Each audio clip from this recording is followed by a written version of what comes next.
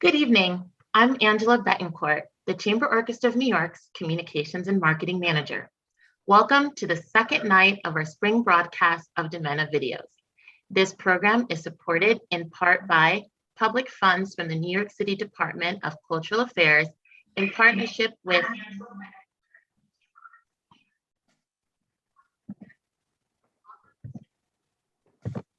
a little feedback there, where we are streaming live on YouTube after all. But as I was saying, this program is supported in part by public funds from the New York City Department of Cultural Affairs in partnership with the City Council. We thank New York City for its support. And thank you for joining us tonight. Like yesterday, following tonight's interview and video, we will have a Q&A session. If you have questions throughout the programming, please feel free to write them in the chat. Otherwise, we welcome you to ask them after the performance. Our conversation continues tonight with Maestro Salvatore Di Vittorio. Welcome, Salvatore. Hi, Angela. How are you? Good. How are you doing? Great, great. It was fun last night, and I'm sure it'll be fun tonight, too. It was so much fun last night.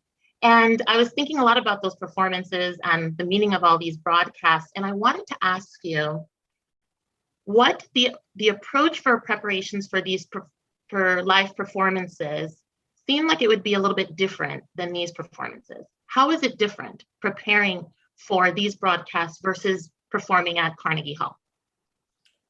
Right. So, well, it was handled much more like a recording, in this case, a videotape recording. Sorry. I'm getting a pop-up here, excuse me. So it was, yes, it was handled very differently. Clearly as a recording, in this case, a videotape performance, as opposed to a straightforward performance at, say, Carnegie Hall or another venue. So typically in a standard performance, you have, 3-4 rehearsals, whatever, based on the complexity of the program, of course, or more. And then you have the performance or performances. In this case, all hands were sort of on deck to kind of curate the videotaping, and so we had a rehearsal set, and then a first run through, as a videotaping session before the audience was admitted at concert time, performance time. And then we videotaped a second time to be sure that we had more than enough, the way you would in a recording. Though by the end, I believe we ended up using just strictly the performance, the videotape of each performance. But it's always good, as you would in a recording of an album, you would have multiple sessions, or at least a few sessions, even in this case. So it was very interesting, but we haven't usually done it like this in a long time. Even when we do videotape performances, they're usually combined with a Carnegie Hall performance or other performance of some kind. And in this case, it was clearly a videotaped performance. So very different, but it was fun. That's great. Yeah. Tell us a little bit about the 3 performances we are going to view tonight. Right. So tonight we're going to hear first Respighi's Serenata, which is for a few winds and strings. It's a 4-minute piece, and then the Respighi Aria for strings. Both are works that we've championed early on in the orchestra's history, and we have some older videotapes of them, but we also recorded them both for Naxos Records, and they've been airing worldwide since the release of that album, or those albums, I think in 2011, 12, 13, in those years. And then we'll end, the third videotape is of the Holst St. Paul Suite, the version for string orchestra. Yeah. And maybe I can say something about the Respighi works are interesting because, again, we had played them so many years ago And it just felt like the right time, given that there's this sort of sense of renewal, and we're starting over again, and we're playing together. We haven't played in such a long time, and just felt like it was nice to go back to those earlier works that we all know well. Wonderful. So we're going to begin. If you would, please introduce each of the videos as we transition between each one of them. That would be fantastic. So let's get ready to do that now. Okay. So the first work will be Ottorino Respighi's Serenata for small orchestra.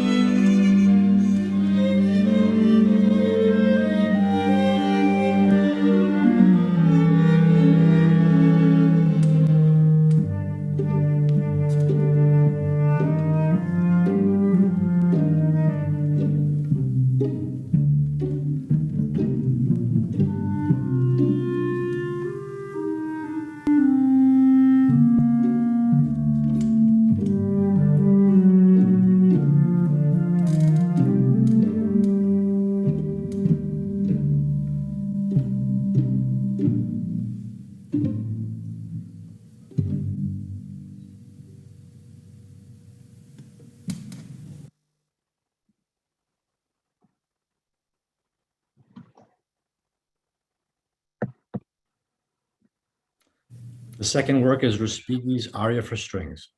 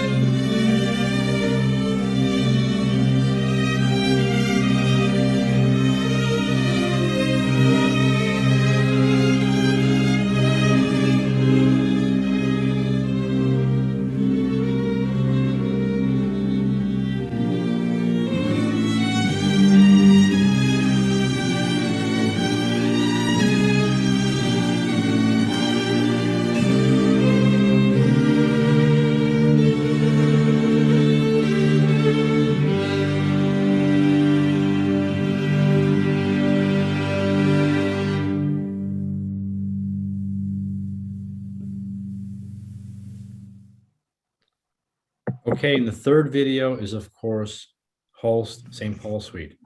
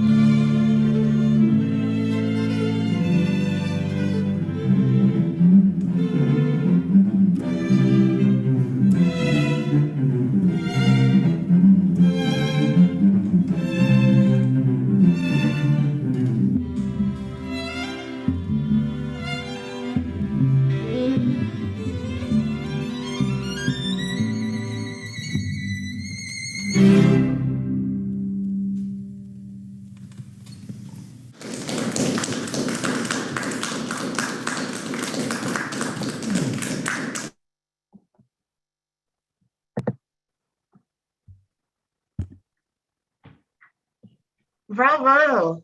Those were fantastic. Those were amazing. Lots of fun. Excellent. So I want to give the audience an opportunity to ask any questions. If you have any questions, please feel free to drop them right into the chat, and then we can ask the maestro those. So I'll wait a few minutes for anything to come in. Oh, we have one question come in from Matt, who's in the audience. He asks, does the maestro have a personal connection to these composers? Well, of course, that's a good one, because I know you have some stories. Right. Respighi for sure. One of the things that the orchestra that we've been doing together for years is championing Respighi's music. And back in 2010, I received an invitation from his great nieces in Rome to complete several of his works, most of which were for their first, what we call first printed edition, meaning that the manuscripts, even though they were published, orchestras only had a very illegible manuscript to read from and parts of the same nature. And so they needed to kind of be brought back to life and properly edited, printed for publishing and distribution for orchestras. And a couple of the works, one of the works, the first violin concerto, I was invited to complete compositionally, and then there was another work, the three lyrics for mezzo, soprano, and orchestra that I had to complete the orchestration. But this all came about because early on, I was getting some performances in Italy, and to my fortune, and a number of the newspapers, a couple of newspapers had made a connection with Respighi's music. And then I had a few conductors actually before that happened that had programmed some of my earlier works, first works with Respighi's music. And it sort of all spiraled into this meeting with the great nieces.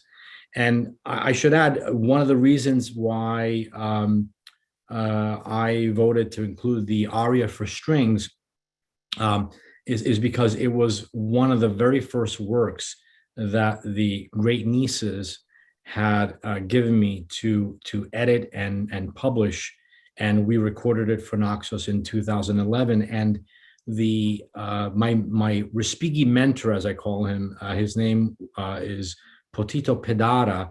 He was a musicologist and the family's personal archive curator for the Respighi family archive. And he passed away unexpectedly this year.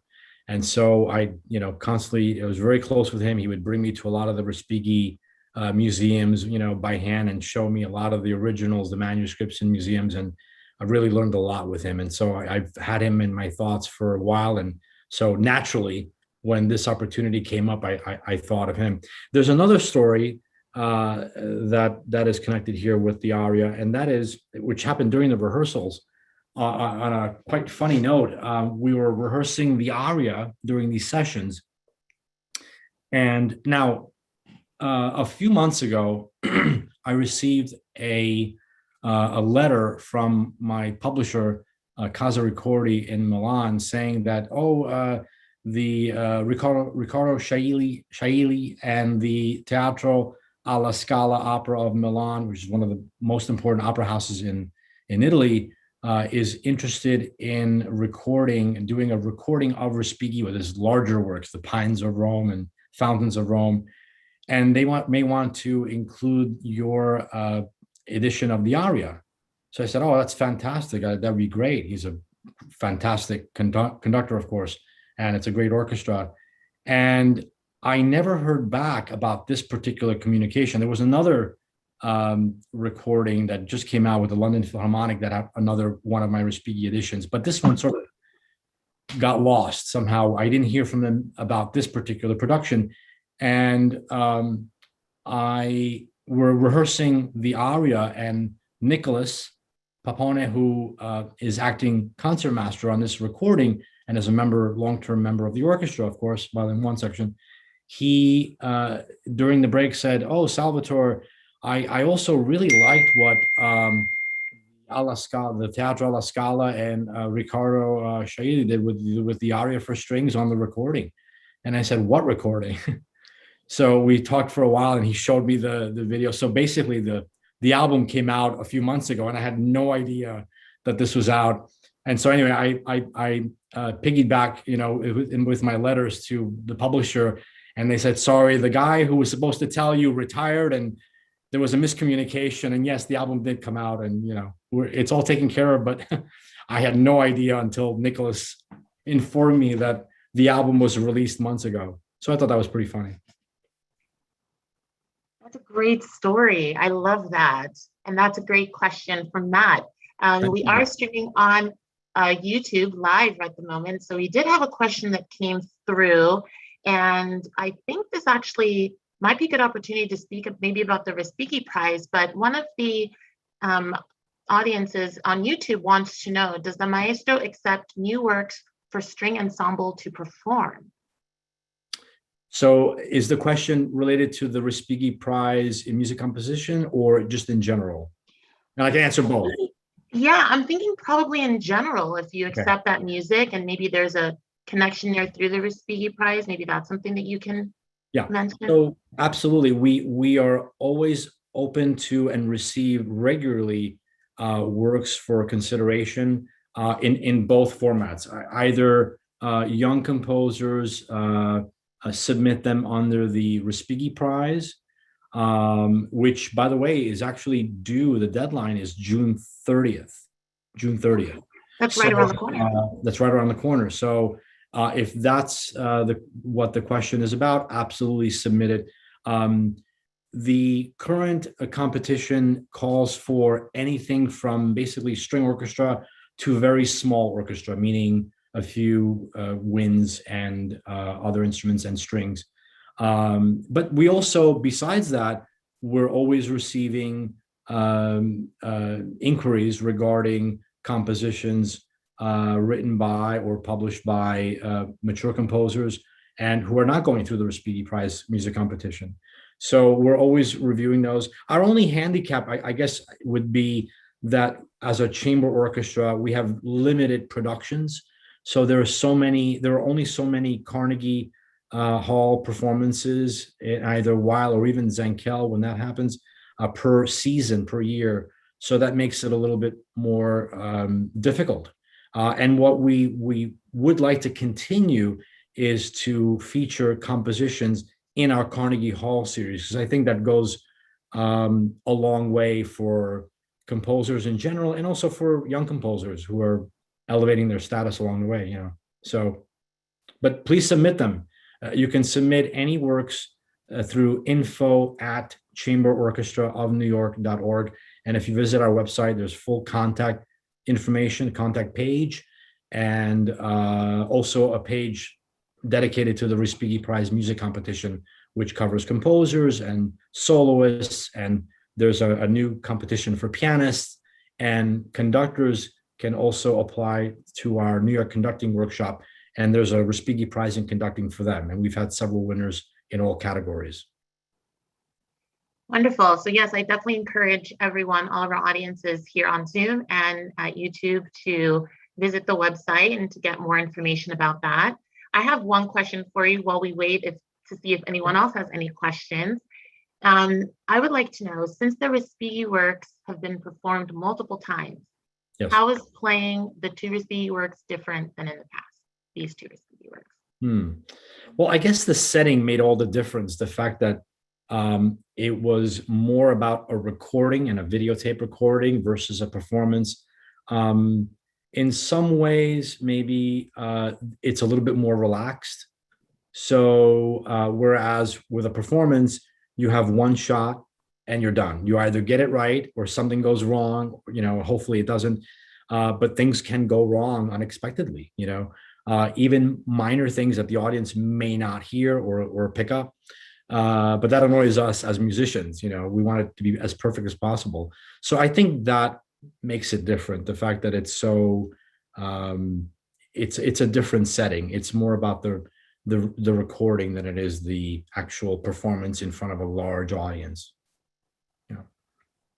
Great. And we have another question from Matt in the audience. He wants to know, are there any great works that you would recommend for someone who just started listening to classical music and the orchestra? Oh my, there's an endless list. One way to get such a list is by listening to WQXR classical station, which is the principal, classical music station in New York. And in particular, not just generally, but in particular, at the end of the year, they have a countdown. And they have 100 or more works. They change it from year to year, but it covers a lot of the very famous works that are standard repertoire and everyone knows about, from Beethoven to Mozart. But YouTube is now also a great way to find and discover works. Just by punching in the name of some major composers sometimes gets you some of their more important works that happen to be videotaped. And by the way, one of the reasons why we're lucky we've had this privilege of being able to videotape some performances year to year, because generally orchestras do not videotape their performances. And it's just the tradition of things. And I think one of the things that we're doing differently is we're trying to videotape as much as possible. And which is why I leaned on this for our wonderful DCLA grant. And I think even for those of us in classical music, when we're trying to find some works to see if their performances, live performances, videotaped, such as YouTube or elsewhere, some works, no matter how famous, are often hard to find, or at least hard to find by leading orchestras or professional ensembles that are really, really top notch. And so it makes it, I think, interesting for us to want to do more and more of that. So it's been fun. And by the way, we often run into invitations by major fashion shows and all kinds of things just because of our videos. So they've been a really wonderful asset to the orchestra, I have to say. And the orchestra's done some fantastic ones, yes. Very memorable ones. All great questions. Thank you everyone so much for asking these questions. Salvatore, would you like to tell us a little bit about what audiences can expect tomorrow night? So tomorrow night, our third and final evening of these spring broadcasts, we will perform Aaron Copland's Appalachian Spring for 13 instruments, also known as the chamber version. There's also a full orchestra or a large orchestra version, which is performed very regularly by orchestras. This is, of course, a really fun work to perform and quite difficult because it's 25 minutes long, but that's not it. It's really the fact that it's constantly changing. The tempo is changing. The rhythm is constantly changing. There are all kinds of different pulse sensations, from jazz to within classical goes into jazz, and it's just constantly unexpected and evolving throughout, and it makes it quite tricky for even the best orchestras. So it's quite a challenge. And we had a real challenge, I should say, when after the DiMenna Center performance, which you'll see tomorrow night, we also performed it at an outdoor venue at the Larchmont Music Festival. And it was really quite interesting with a lot of the wind hitting the music score and the parts in the orchestra of just trying to keep going and not make any mistakes. So it was quite a challenge, but it turned out to be a nice event. Wonderful. Well, I can't wait. It's our last, but certainly not the least, night of this wonderful broadcast series. That does conclude tonight's programming. I'd like to once again thank the New York City Department of Cultural Affairs in partnership with the City Council for the support of this programming tonight. I encourage everyone to subscribe on our YouTube channel, go to the website, sign up for a newsletter, follow us on social media, like and engage with us because we love hearing from you. And if there's any final words, Salvatore, before we wrap this up tonight? No, thank you so much. And this has been a lot of fun, and we'll look forward to tomorrow night and hope everyone can bring their friends. Wonderful. Same Zoom link, 7 p.m. We look forward to seeing you then. Thank you very much. Have a wonderful night. Bye-bye. Bye.